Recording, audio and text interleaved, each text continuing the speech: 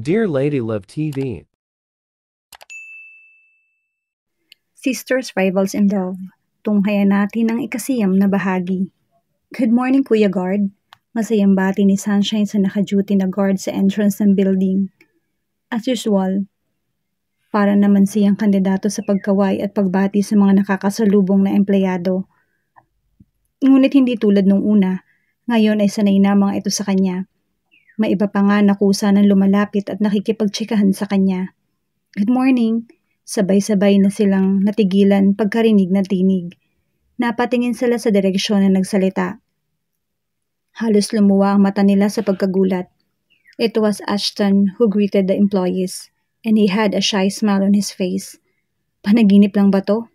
Aparisyon, katang isip, gawa ng malikot na imahinasyon, reaksyon ni Sunshine. Pakitadyakan nga ako please. You're overreacting, Sunshine. Anong binata? Hindi mo ako masisisi. Finally, you're becoming more human, Ashton. She was teary-eyed. No exaggeration. Lumaki siyang kasama si Ashton at alam niya kung gaano kagrabe ang pakikitungo nito sa iba. Pero ngayon, nagawa nitong unang bumati pa sa ibang tao.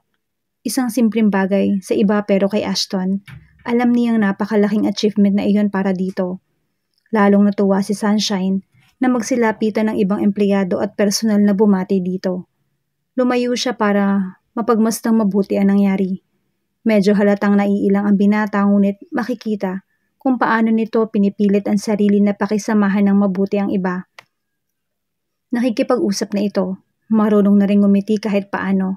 She was so proud of him. Pupupugin talaga niya ng halik mamaya si Ashton kapag silang dalawa lang. Lalambingin niya ito ng todo-todo.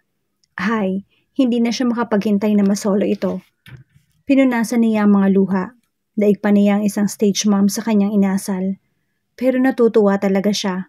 Wala siyang pakialam kahit mukha siyang tanga sa isang sulok habang pinagmamasdan ang binata, kausap ang iba.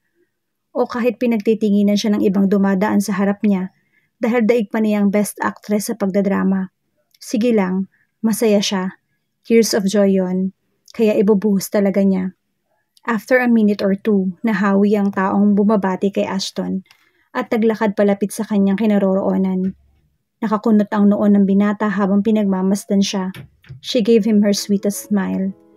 What's the point of giving me a smile when the tears are falling from your eyes? What happened to you?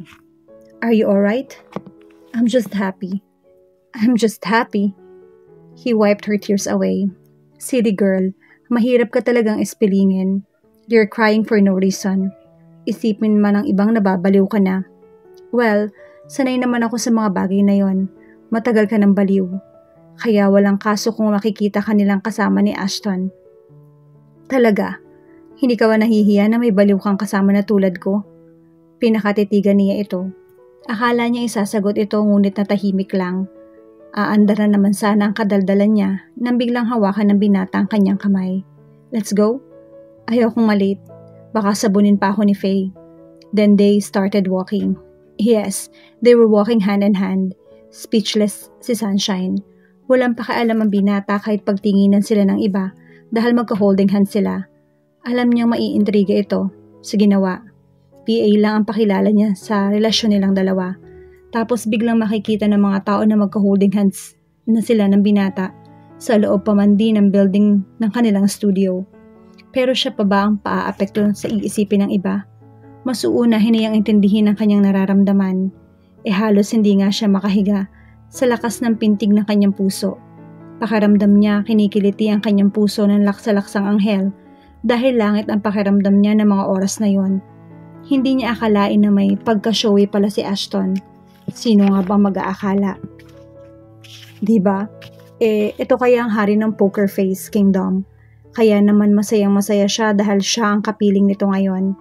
Sa mga oras na yon, sana lang talaga ay magtuloy-tuloy na kung ano mang meron sa kanila. Totoong mababaliw siya kung ngayon pa may mangyayaring masama sa pagitan nila. Nasalubong nila si Lala at nanlaki ang mga mata nang makitang magkahugpong ang kanilang mga kamay. Tagumpay, sigaw nito habang nakatingin kay Sunshine. She gave Lala thumbs up sign.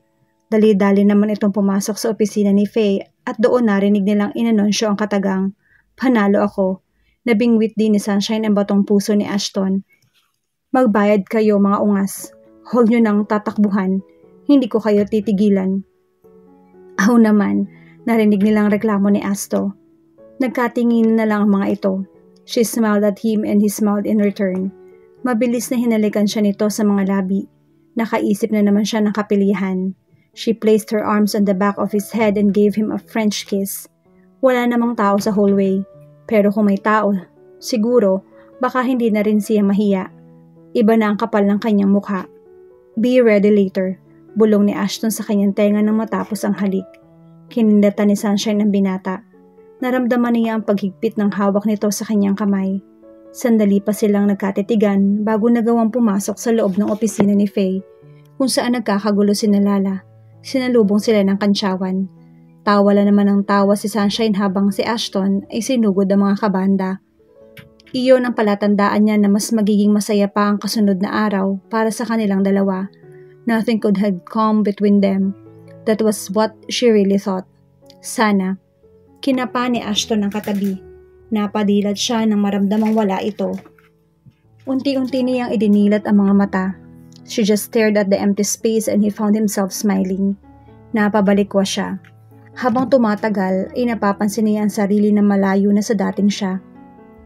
At first, the change brought confusion to him. Siya, humingiti at nakikipag-usap ng kusa sa ibang tao. This was not like him, but eventually, he felt that change was making him feel a bit happier. Maybe, he was becoming a better person. Binuksan ni Ashton ang pinto ng kwarto. Hindi pa siya nakakalabas sa inaamoy niya na mabangong niluluto. Hindi niya mapigilang mapangiti. He loved Sunshine's cooking and he was blessed to have it and her every day. Until now, everything about the two of them felt like a dream.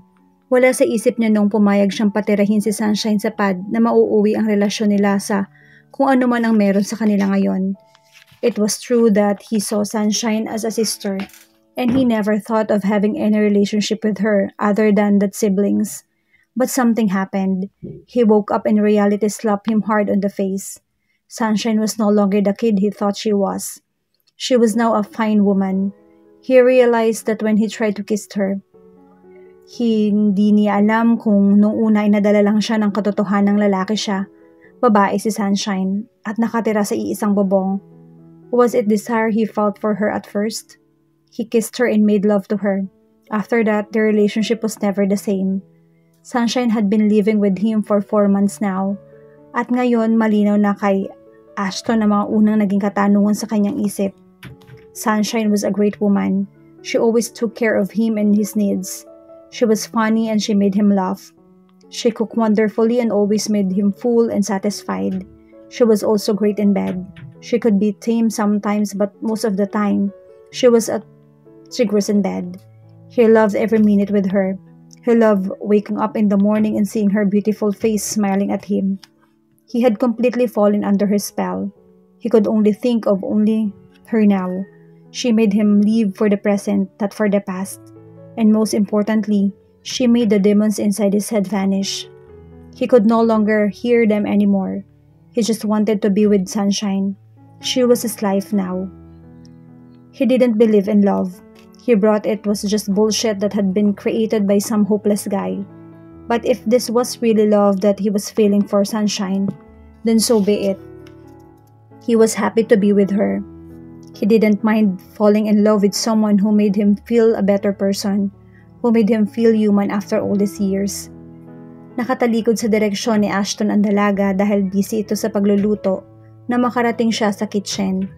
Napangiti siya. Nakaisip ng kapilyuhan. Napetili si Sunshine nang yakapin siya nito. Inihagis pa nito ang sandok na hawak at muntik pang tumama sa kanya. Mabuti na lang at nakailag siya. Tawa siya ng tawa. Ginulat mo ako, reklamo nito. Good morning, he greeted her. Then he kissed the side of her neck. Hoy, ang aga-aga nang aakit ka na agad dyan. Ani Sunshine pero kulang sa diin. Then, don't you want to make love with me in this morning? Lumayos si Ashton. Bigla namang napaharap sa kanyang dalaga. Hoy, wala akong sinabi. Walang ganyanan. Ang ganda tuloy ng ngiti niya dahil sa sinabi nito. Muli siyang lumapit at hinalikan ito sa labi. Gumanti naman ito ng buong init. Nasa ganoon silang sitwasyon nang biglang pumailan lang ang tunog ng doorbell. Hindi pa muna sila naghiwalay. Kung sino man ang nasa labas, maghintay ito. Huwag istorbo. He was not yet ready to give up kissing Sunshine's lips. "Hey, someone's outside," anas ni Sunshine. "I don't care," he said while caressing her left breast. Tinampal nito ang kamay niya. "Go get the door, Ashton. Are you sure you don't want us to continue? Harapin mo muna ang estorbo." Natawa siya. "Yes, ma'am." Sumaludo pa siya. She gave him a flying kiss. Naiiling-iling na nagtungo sa front door si Ashton. Kung sino man ang bisita, siguruhin lamang na mahalaga ang pakay nito or else he would be pissed, really pissed, and he could bring back to the old Ashton. Just kidding. Hindi mawala-wala ang ngiti sa kanyang mga labi. But his smile faded when he saw who the person waiting outside was. Kagad siyang sinugod ng yakap at nagulat siya na magsimula itong yumakap. "Ashton, naghiwalay na kami ni Jay. Hindi ko na siya kayang pakisamahan bilang asawa. Ang sakit-sakit, Ashton. Tell me how to ease the pain. Help me to forget. Please, I need you now." Hindi siya kaagad nakapagsalita. He was thinking, what kind of a sick joke had fate brought him that day? "Angge." Finally, he spoke her name. "Sino ang..." "Ate?" Napalingon si Ashton sa pinagmula ng tinig. Shock was written all over Sunshine's face. Pagkatapos ay napalitan kaagad ng galit. He was speechless for a moment. What the hell was happening?